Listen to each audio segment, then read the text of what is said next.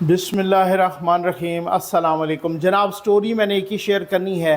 एक breaking story है। अब से कुछ देर पहले इस्लामाबाद से शाह महमूद कुरैशी यानी पीटीआई के वाइस चेयरमैन को उनके घर से गिरफ़्तार कर लिया गया है।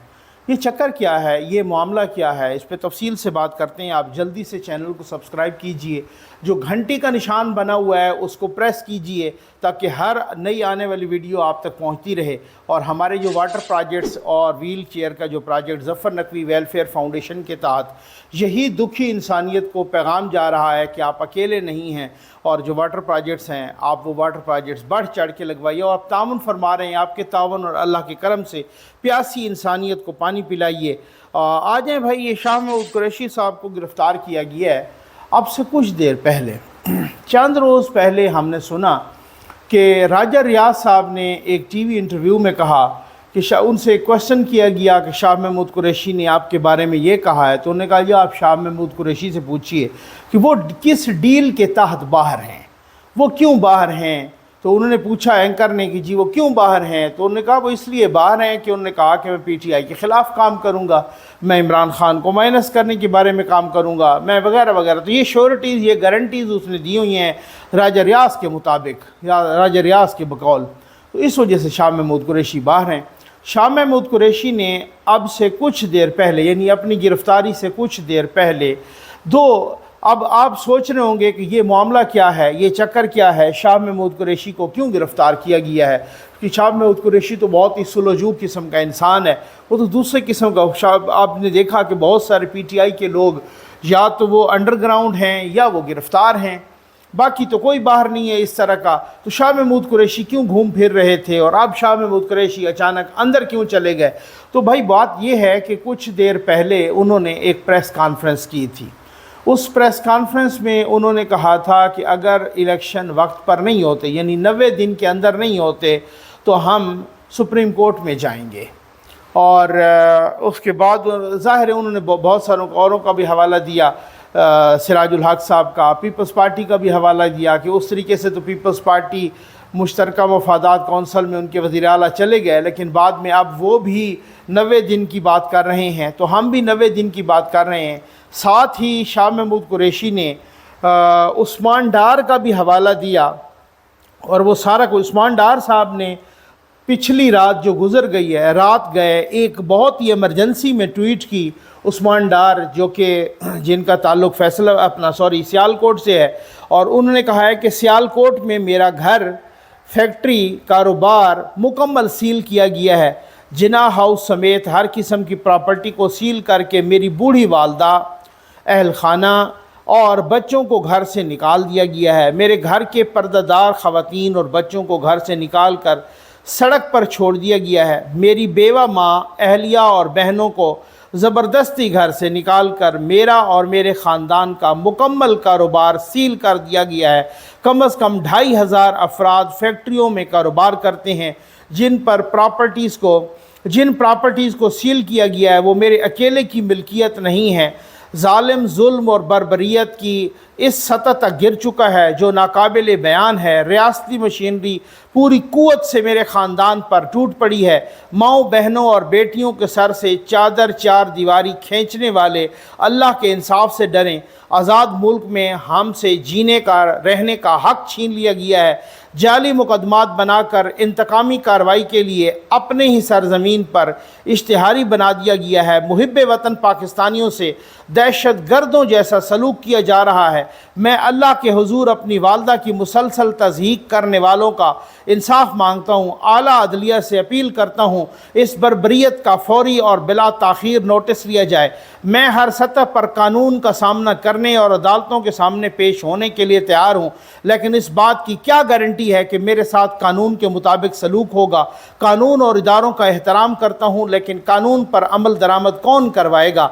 मुअज़्ज़ज़ जजेस की हालिया फ़ैसले चीख चीख कर बता रहे हैं कि इंतकामी कार्रवाई की बुनियाद पर निशाना बनाया गया। और उस्मान डार के इस ट्वीट को या इस पोस्ट को تقریباً کو 4.5 ملین لوگ دیکھ چکے ہیں، یا 4.5 ملین تک 44 لاکھ تک پہنچ چکی ہے، اور یہ بہت ہی ایک قسم کی یوں سمجھ لیجئے کہ افیکٹو، یہ بالکل اس طرح سے اگر ہوا ہے تو یہ بالکل قابل مذمت ہے۔ لیکن ڈار صاحب بات مجھے اس چیز کا احساس ہے، میں احساس کر سکتا ہوں، کیونکہ جب آپ کی حکومت تھی تو اس وقت جب مجھے گھسیٹ کے گھر سے لے جایا گیا، اور جب میری بوڑھی ماں مجھے بار بار پیچھے سے پکڑتی تھیں، وہ ظاہر ہے وہ پھر مجھے کپڑوں سے پکڑ لیتی تھیں اور کہتے میرے بیٹے کو نہ لے کے جائیے، تو میری بوڑھی ماں کو کھینچ کے پھینک دیا گیا۔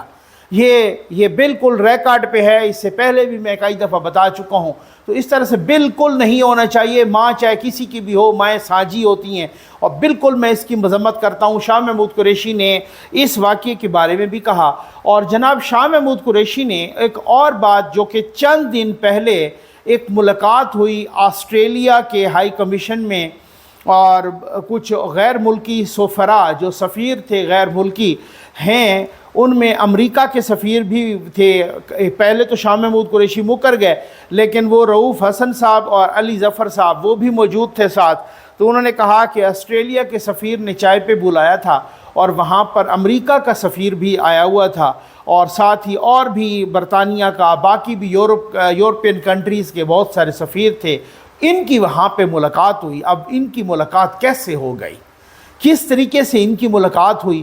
کیا ابھی تک یہ پتہ نہیں چلا کہ اور سیاسی جماعتوں کے لوگ بھی تھے، یا صرف انہی کو بلایا گیا تھا چائے پر اور یہی گئے تھے؟ اور وہاں پر کو سائفر کا معاملہ ڈسکس ہوا، اور وہاں پہ سنا ہے عمران خان کی گرفتاری کا معاملہ بھی وہاں پر وہ بھی ڈسکس ہوا ہے۔ تو یہ کیسے گئے؟ یہ چوری گئے، یا کسی کو بتا کے گئے فارن آفس کو، یا کس طریقے سے گئے، یہ کیسے گئے؟ تو یہ بھی ایک بہت بڑی بات ہے۔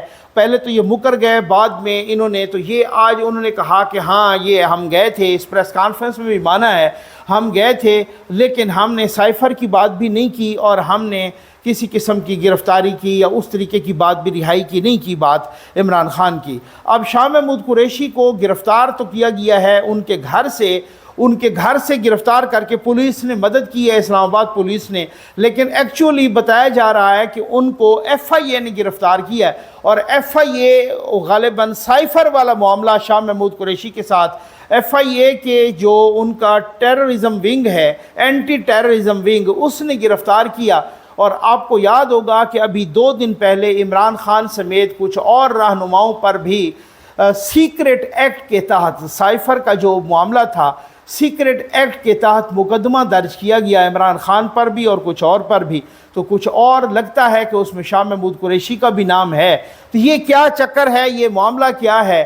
کیونکہ اب جو معاملات ہیں نا، اب دوسرے طریقے سے کیا ہے کہ اب کیا یہ شاہ محمود قریشی کو کوئی ہیرو بنانے کا چکر ہے، یا ہم سن رہے ہیں کہ جناب خان صاحب کو پھر سے ایک آفر ہوئی ہے باہر جانے کی، کیونکہ جب شاہ محمود قریشی گرفتاری کے بعد اڈیالہ جیل سے رہا ہو کے آئے تھے، تو وہ فوری طور پر عمران خان کے پاس آئے تھے۔ عمران خان سے انہوں نے بہت ہی امپارٹنٹ سیکرٹ میٹنگ کی تھی۔ اس کے بعد جاتے ہوئے انہوں نے صحافیوں سے بھی کوئی گفتگو نہیں کی۔ بعد میں پتہ چلا کہ شاہ محمود قریشی نے ان کو ایک پیغام دیا کہ خان صاحب آپ کو ذرا گوشہ نشین ہونا پڑے گا، آپ کو کہیں چپ کرنا پڑے گا یا باہر جانا پڑے گا۔ اب باہر کا معاملہ یہ ہے کہ ان کو یا سعودیہ یا یو اے ای، لیکن پی ٹی آئی چاہ رہی ہے کہ اگر باہر جانا بھی پڑے تو یو کے اور یو ایس اے یا کینیڈا یہاں پر جائیں، یا یورپ میں، وہاں پر بڑا معاملہ ہے۔ وہ کہتے ہیں کہ وہاں پہ گئے تو بڑی گڑبڑ ہو جائے گی۔ حسان نیازی کو فوجی عدالت کے سپرد کر دیا گیا ہے، ان کو ملٹری کے سپرد کر دیا گیا ہے، اور وہ لاہور ہائی کورٹ میں کل ایک مقدمہ تھا، اور ان کی وہ درخواست ان کے والد صاحب نے دی، حفیظ اللہ نیازی صاحب نے۔ مجھے پوری ہمدردی ہے ان سے، اور انہوں نے کہا کہ جناب یہ کس طرح سے ہو سکتا ہے کہ کسی عدالت نے ملٹری کے سپرد نہیں کیا ان کو، بلکہ یہ تو ایس ایچ او نے، پولیس نے ہی ان کو ملٹری کے حوالے کر دیا ہے، تو یہ غیر قانونی ہے۔ اور لاہور ہائی کورٹ کے بھی جو ہم ریمارکس دیکھ رہے تھے، تو انہوں نے بھی ایک طرح سے مبینہ طور پہ اپنی بے بسی ظاہر کی ہے، اور وہ وہاں پہ حسان نیازی بھی وہاں۔ لیکن میں حیران ہوں کہ بار بار عمران خان کو کس طریقے سے پیشکش کی جا رہی ہے کہ آپ باہر چلے جائیں۔ آخر باقی جو ہیں اگر وہ ملٹری کورٹس کو بھی بھگتے ہیں، باقی ساری چیزوں کو، تو خان صاحب کو بار بار، میں اصل میں یہ ویڈیو ایک بریکنگ کے طور پہ آئی ہے، اصل میں ویڈیو یہ کرنے لگا تھا اور اگلی ویڈیو اسی پہ آئے گی، آپ دیکھ لینا، آپ کے رونگٹے کھڑے ہو جائیں گے۔ ایسی معلومات ہیں کہ نواز شریف کی واپسی میں اصل رکاوٹ ہے کون، اور یہ ماجرا کیا ہے، یہ معاملہ کیا ہے، اور یہ ساری چیزیں اس میں آپ کو یہ ساری چیزیں بہت ہی ایکسکلوسیو نیوز یہ میں بتاؤں گا۔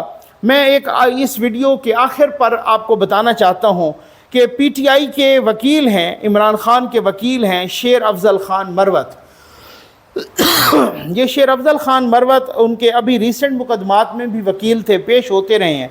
انہوں نے ایک بڑی الارمنگ قسم کی پوسٹ کی ہے، ٹویٹ کی ہے۔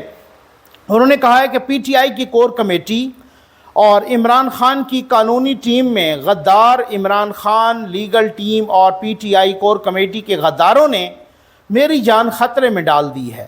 پی ٹی آئی کی کور کمیٹی میں غداروں کی موجودگی کسی شک و شبہ سے بالاتر ہے۔ انہوں نے کور کمیٹی کے اجلاسوں کی ریکارڈنگ مخالفین اور حتیٰ کہ میڈیا والوں تک بھی پہنچائی ہے۔ چونکا دینے والی بات یہ ہے کہ لیگل ٹیم کی زوم میٹنگز کی تفصیلات یا ریکارڈنگ باہر کے لوگوں کے ساتھ شیئر کی گئی ہیں، جس نے میری زندگی اور آزادی کو شدید خطرے میں ڈال دیا ہے۔ میں پہلی بار زیر زمین یا انڈر گراؤنڈ گیا ہوں اور مجھے کسی بھی وقت نامزد ٹیم کے ہاتھوں پکڑا جا سکتا ہے۔ میں نے پارٹی میں موجود لوگوں کو بتایا اور میرا پیچھا کرنے والوں کے بارے میں آڈیو پیغامات ریکارڈ کیے۔ کل میں روپوش ہو گیا اور مجھے یقین نہیں ہے کہ میں محفوظ ہوں، لیکن میں نے اپنے پیچھا کرنے والوں کی شناخت کر لی ہے اور لاپتہ ہونے کی صورت میں قانونی کارروائی کے لیے ان کے نام وکلا کے ایک گروپ کو بھیج دیے ہیں۔ پارٹی کے انتہائی قریبی حلقوں میں لوگوں پر بھروسہ کرنا مشکل ہوتا جا رہا ہے۔ اگر پارٹی کے متعلقہ افراد نے مجھے اجازت دی اور اگر میں شکار سے بچ گیا تو بہت جلد غداروں کا نام بتاؤں گا۔ شیر افضل خان مروت یہ وکیل ہیں جناب عمران خان کے، اور یہ کہتے ہیں کہ جتنی بھی پی ٹی آئی کی کور کمیٹی کی میٹنگز اس کی ریکارڈنگز باہر جاتی رہی ہیں، اور ریکارڈنگز کون باہر پہ؟ وہی لوگ جو غدار تھے، ان کے بقول جو کور کمیٹی کی میٹنگز کے اندر بیٹھے ہوتے تھے اور وہ پہنچاتے تھے۔ یہ پی ٹی آئی کے ساتھ نہیں، یہ تقریباً تمام جماعتوں کے ساتھ یہ معاملہ ہے، لیکن پی ٹی آئی کے ساتھ شاید کچھ زیادہ ہے۔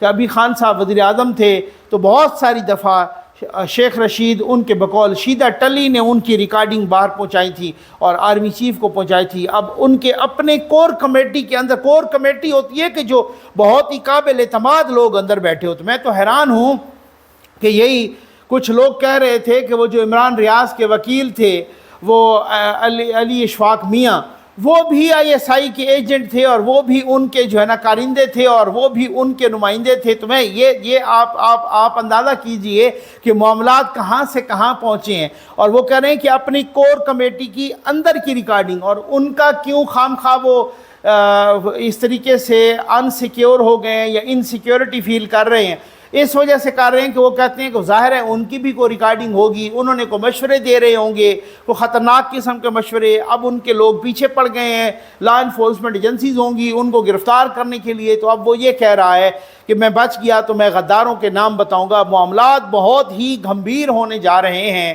اور اگلی ویڈیو کا ضرور انتظار کیجیے گا۔ امید ہے آپ کو ویڈیو پسند آئی ہوگی۔